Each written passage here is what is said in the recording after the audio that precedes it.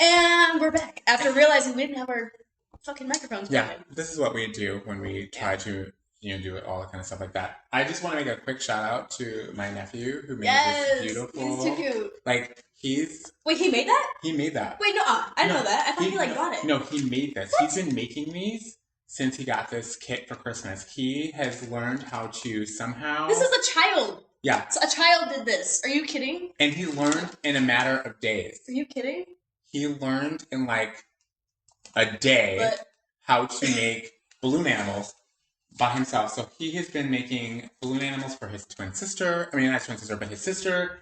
And like, he was like, Uncle B, can I put a balloon animal in your podcast? I was like, absolutely, buddy. So I wanted to shout out to my nephew who did that. So amazing. Yeah.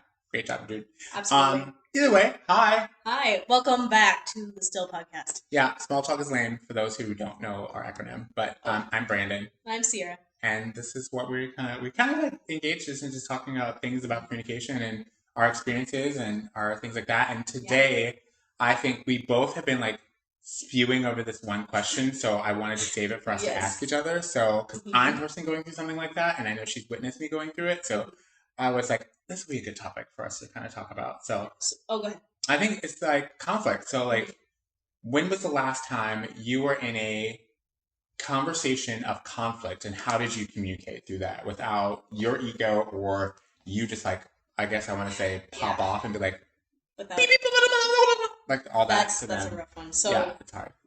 How last time I did it without my ego, I don't know, but I can tell you I had one recently where it was the ego was definitely involved, but hindsight 2020, right?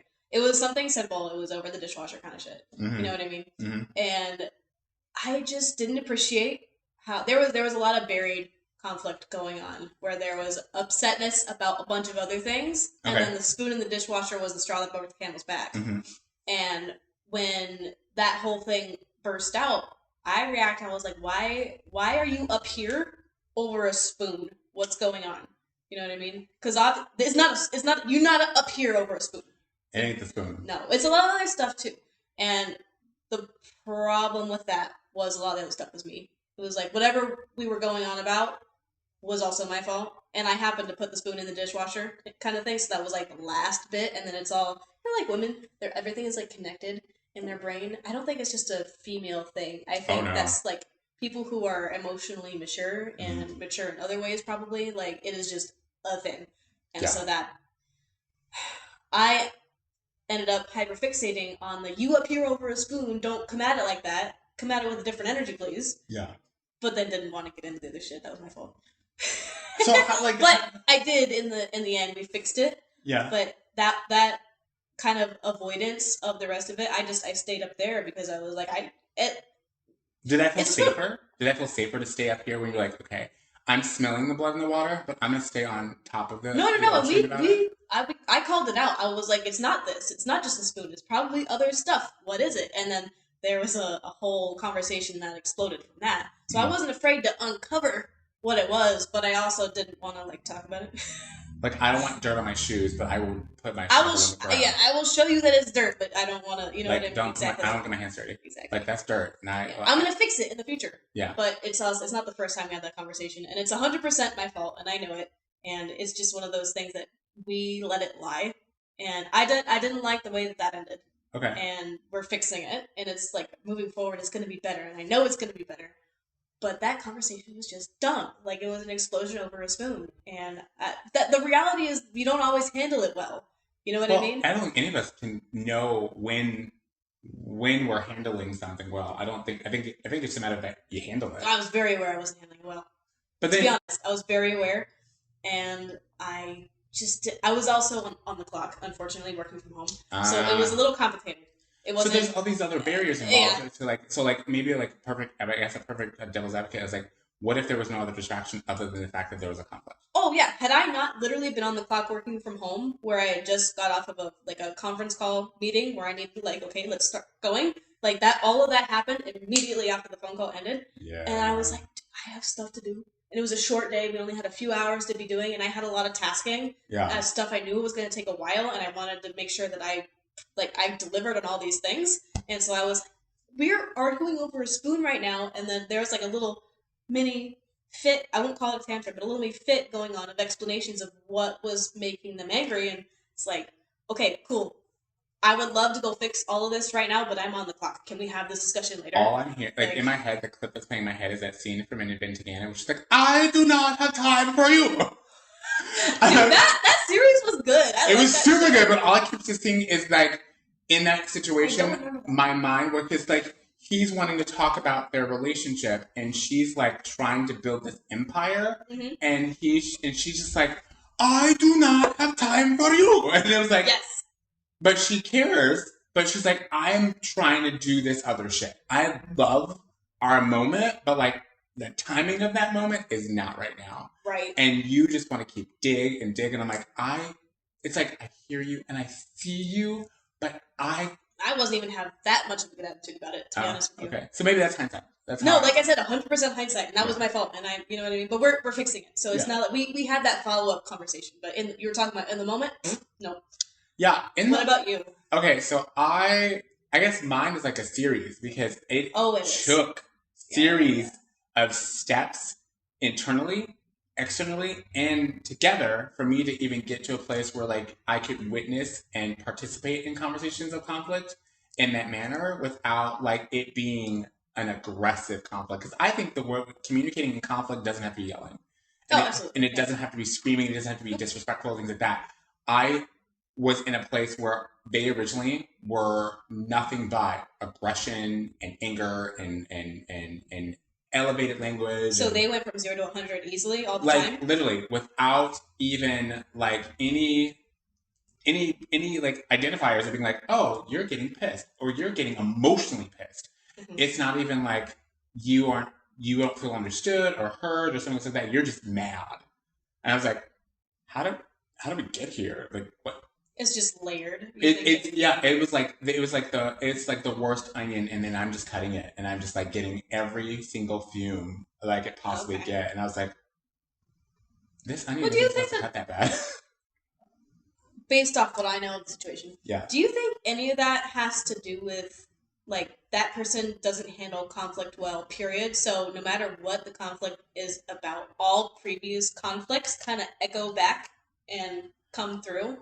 I do think yes. As I'm like playing some of it in my head as we're talking about it, I'm like, yeah. But I mean, like years ago, unrelated, not business, childhood, anything. Just I do feel like some of that because as I think we both have taken a lot of personal responsibility of understanding our own emotions and behaviors and things like that, and the people that I'm engaging with that create some of these conflicts have not at all. Like. Maybe until I maybe entered in their circle of concern or environment, did they realize that that's a thing that's capable and possible for them to do as an individual. But it's still a long way from where maybe I am, or even people like us who have just said, this is important for me to understand.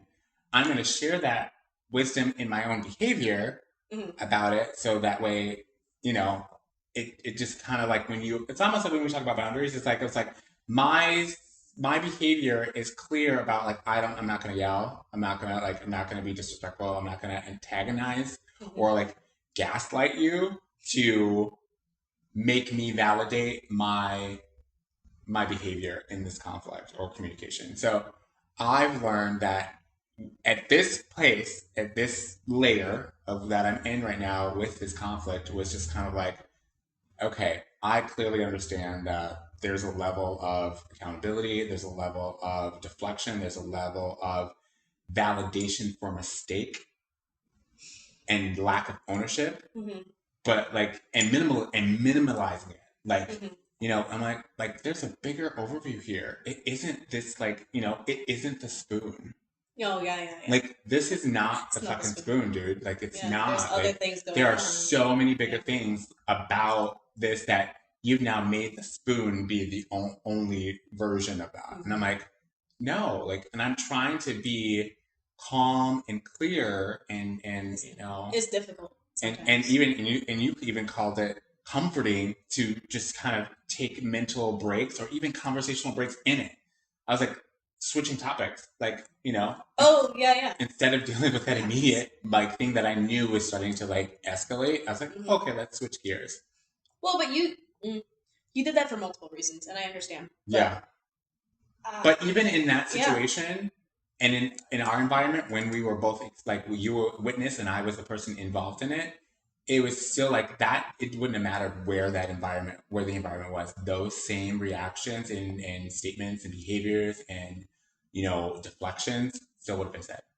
Oh, of course. You know what I think the funny thing is though, when you would like switch gears and like switch topics, how easily that person adapted and just followed you. Yeah. That was the weirdest thing to me. Because if I'm in a heated discussion, heated doesn't not meaning loud, but like whatever is going on, it needs 100% of our attention right now, and it's high intensity, whatever it is. Yeah. And then you switch it up and like, for instance, ask me about the weather or something like that. I would be so, I was like, excuse me, what were we just talking, what? Like, and they just went with it. Yeah. And not only went with it, continued it on their own and added to it. That was good. It's almost like they were happy to have the heat off. Because I think that's also when you realize that there's lack of accountability and minimalization. It's like, it's almost like I gave them like a get out of jail free card.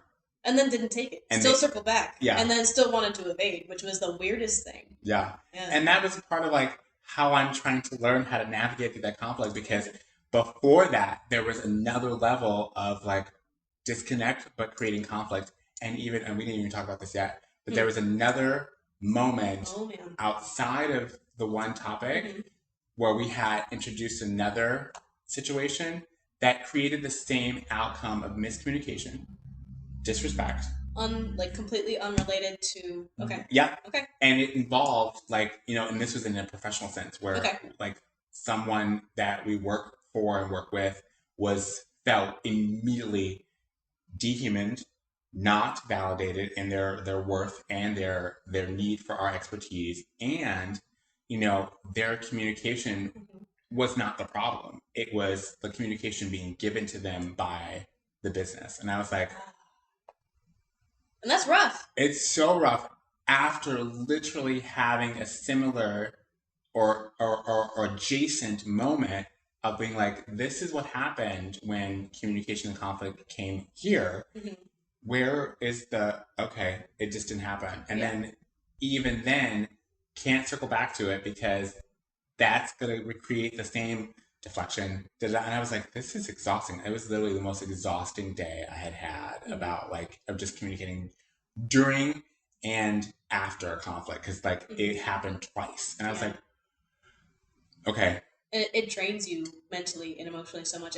We apologize if things are super, super, super vague. There's a lot of like professionalism and personal relationships at stake here, and we're trying to be respectful and diplomatic, basically. And we need to bring this to the surface because it matters how we imperfect human beings deal with this stuff as we try to create a podcast and model this is good behavior, and we fucking suck at it. But like, everyone's human, but we don't need to throw individuals under the bus. And so if it's hard to follow, we apologize. We're going to do our best to like get the point across, but we're trying to be, we're trying to have some couth. Couth, and we're also just like, we were like, again, our egos don't need to be in our dialogue about it. So, and I think naming names. Oh, that's 100% ego. Like that's all ego when you try to like be like da da da da da. And I'm like, well, that's not the point. And I think that's a true testament of why I still exist and why we gave birth to it, because it's just like there's ways to still create a healthy representation of what it means to communicate without having to like name the puppy. Like, you don't have to do that. You can still talk about communication, conversation, conflict in a way that doesn't make people feel less than or more than or falsely represented or whatever. I mean, I feel like I think we do pretty good. I think so too. I think that's what it is. But it's just been hard and it's been mentally exhausting. So for me, I'm currently going through it, and I'm just kind of like, what do you do with that mental exhaustion afterwards? Like, how do you channel it? Do you escape? Do you avoid? I can only go by what I did recently. Okay. So, like, I was approached with the conflict way before my normal daily routine. My daily routine is normally get up, coffee, get on the bike, Yeah. set the tone for my day internally, so that way I know, because like we talked about this, We're but like creatures of habit. We like it, we're creatures of habit. But then those habits for me got me off of like mental health medication. Those habits got Oh, me right, off right, right. of like depression and da. So those set the tone for me to maintain all those inner strengths, because those are my foundations and my anchors. But I was approached with all of that before my rhythm started, and I had to like stop Just, and be like, I'm not off balance, but boy, is my well, you just been frequency. recovering. Yeah, my frequency was way off. Uh-huh. So how in that moment, I got on the bike and I pushed myself out of the sync rhythm that I normally do. I was like, okay. So you channel it. Yeah, I channeled it. I was like, all right, Peloton, we're gonna do 38 first, like 38 resistance right off the back. And I got out of the saddle of that bike, I think 9 times at like a 56 resistance, just to kind of push through it. And even my like playlist on my phone for my bike mix was all the aggressive, but then I ended it with the motivational songs, the ones that like lift my spirits up, because I was like, okay, I'm pissed. I need to push through all the anger first, and then I tapered down to like all the songs that kind of make me feel like, okay, you got this. Like, come on. Like, that's interesting. Yeah, that's how. And then when I got off the bike, I was like, okay, I can now reapproach this conversation and conflict with a much better professional head and a personal head, where I was like, okay, personal needs to be in this conflict. Professionalism does. So now I'm prepared for whatever like deflection when that moment takes it into those personal. Old habits. Yeah, those habits start. And I'm like, no, this is a professional. Like, this is professional now. Like, this has nothing to do with any of that. So this is how we're gonna go. Exercise specifically kind of keeps you sharp on that too. There's probably biological reasoning for this, and I'm not gonna try to explain any of that because it'll sound illiterate. Yeah. Back to the living room. Yes. The empty room that we always talk about. Maybe again. A great example of this is when I was a little kid. I was, first of all, I have to explain briefly. I was homeschooled when I was a kid, all the way like first grade through college, and all the way. Wow. Like, see, this is proof that we are still getting to know each other as we speak of this, because man. Boop. Yeah, right? Exactly. So what happened is my dad used to be an aerospace engineer. So he's smart. He knows math, is my point, right? Yeah. He was my math teacher. I had a textbook. This is why you're a math tutor too, isn't it? Probably. Yeah. Well, also like math. Anyway, math is objective. It has rules. As long as you remember the rules, it's easy to like get back in it. So when we would both get, because mind you, my dad operated at a certain level in math that was like calculus and trig. So sometimes you forget like pre-algebra, algebra 2, like the stuff that doesn't, exactly. Yeah. So some of those lower concepts get lost in the fun of it all, trying to be calculus and aerospace and planes and fucking I don't know what. So when he would have to teach me this stuff that I hadn't learned before, he would have to relearn it, essentially. Wow. And we would be like, no one knows what they're doing. And we only have the textbook. It's and like us with this fucking audio equipment. Yeah, but you gotta remember, this was before YouTube tutorials. This was before Khan Academy. This was before... That shit didn't exist. No. Not like how it does now. Trial by mother effing error. We literally had to take the teacher's guide and the textbook and see it between the examples and the answers and if there was any notation or whatever, and try to put this together. And we always had we had a giant whiteboard. And if we got stuck on a problem and we didn't understand what the textbook was trying to teach us, he and I would both go for a run. And we would go for a run around the block or doing a mile or whatever. And we would be like bashing our heads against the wall about some of these math problems for like an hour or so. And this is after he's been at work all day. It's probably 8 o'clock. Like, we've been trying to go to bed. We got stuff to do. And we run and come back. And then the answer, the issue, the part where we would mess it up, was staring at us in the face when we came back and looked at the whiteboard.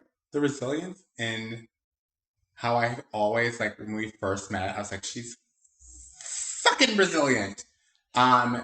Just proves itself even in that story. I'm like, see, this is why, like, I have this saying about, like, when you find, like, your tribe and you're bored, like, professionally you're bored and you're personally your tribe, I feel like you gotta find and captivate those relationships and connections with those people who make you feel inspired, not intimidated, and even intimidated. I think it's important, like, you know, in any connection, you need to find people who elevate, dominate, and you know, that you need to find a balance of both.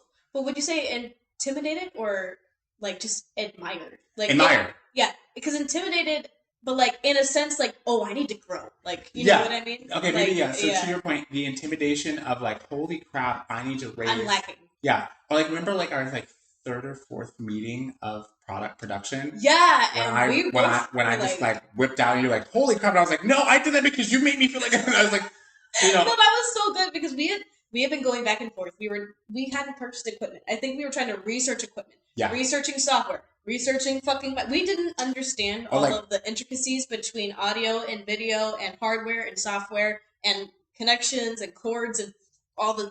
We still don't know. But we were in the middle of doing all that, and then also trying to create the business and the LLC and getting covered with SAG and like doing all. It was all happening at once. Yeah. We were just like. On top of like like our operation, and then like learning the startups of the ins and outs of like, okay, podcasters, producers do this.